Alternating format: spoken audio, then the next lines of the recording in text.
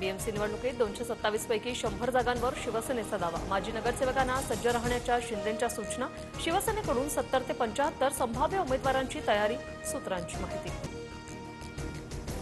गडचिरोलीतील छत्तीसगड सीमावर्ती भागात पोलीस नक्षलवाद्यांमध्ये मोठी चकमक। 4 नक्षलवाद्यांना कंठस्नान घालण्यात यश। ड्रोन कॅमेऱ्याच्या माध्यमातून पोलिसांचं ऑपरेशन।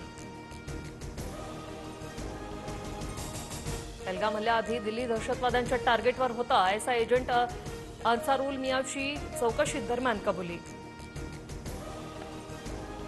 ट्रम्प यांचा विरोध झुगारून ॲपलची भारतात $1.5 अब्ज गुंतवणूक। फॉक्सकॉनद्वारे प्रकल्प विस्तार होणार।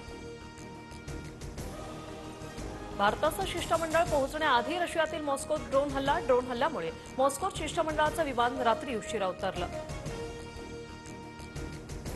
तुम्ही आमचे पाणी अडवले तर आम्ही तुमचा श्वास रोखू। पाकचा लष्करी प्रवक्ता अहमद चौधरीची भारताला पोकळ धमकी।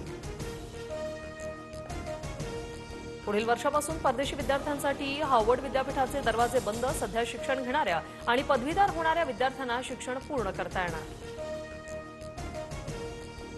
राज्यात कोरोनाचे 33 तर मुंबईत 22 नवे रुग्ण। 31 मे पर्यंत मुंबईतील एकूण कोरोना रुग्णसंख्या 148 वर। राज्यात पुढील 2 ते 3 दिवस पावसाचा जोर वाढणार। मध्य महाराष्ट्रात मुसळधार ते अतिमुसळधार पावसाचा अंदाज, तर दक्षिण कोकण आणि गोव्यात अतिवृष्टीचा इशारा।